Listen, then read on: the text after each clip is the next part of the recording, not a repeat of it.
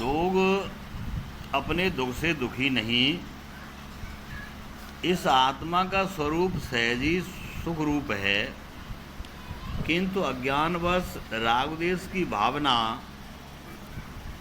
अविद्या द्वारा ही यह दुख को प्राप्त होता है। जब इस संसार के सुखों में वृत्ति ठहर जाती है, तब यह आत्मा किसी वस्तु के अभाव के कारण या प्रेम में अभाव के कारण दुख का अनुभव करती है।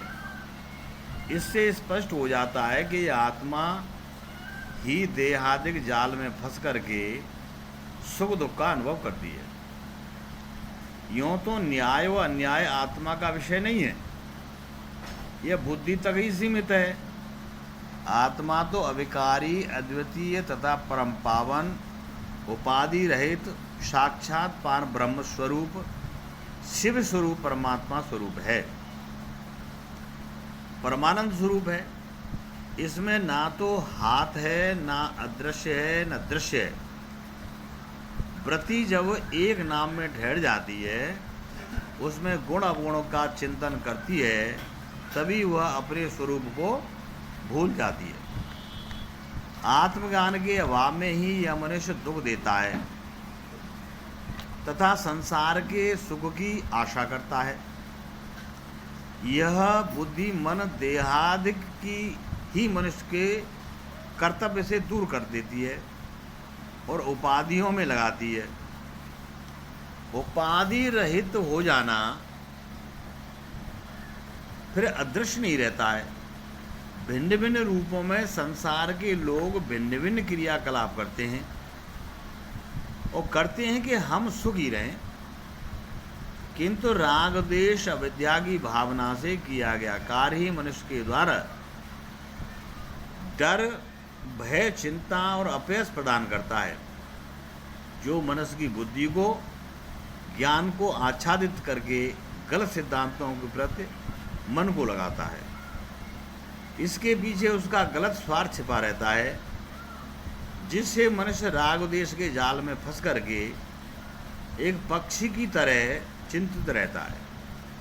अतः लोग अपने दुख से दुखी नहीं होते हैं। लोगों का दुखी होने का कारण दृश्य जगत में राग द्वेष की भावना है, एक दूसरे से राग द्वेष करते हैं। अतः मनुष्य को मौन वृत्ति से अपना स्वरूप, स्वयं का स्वरूप का बोध हो जाने पर अविद्याजन कलेश मिटते हैं और त्रित्व ताप होता है। संताप, डर, भय, चिंता सब भाग जाती है। जैसे प्रकाश होने पर अंधेरा प्रकाश में लीन हो जाता है, आत्मज्ञान होने पर संपूर्ण प्रपंच आत्मा में लीन हो जाता है। जब दृश्य वर्ग का अभाव हो जाता है, तब दुख काय का होता है।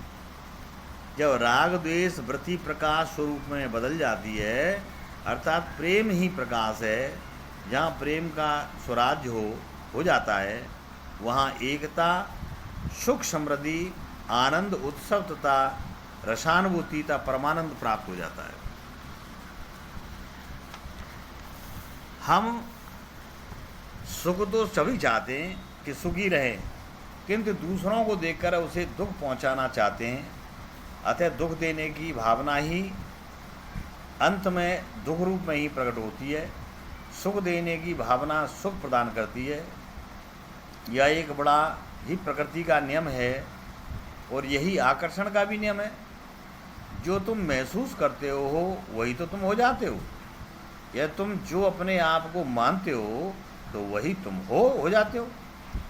तुम्हारी भावना, आस्था और विश्वास या यकीन और हमें और तुम्हें प्रतिक्रिया के रूप में ही प्राप्त होता है।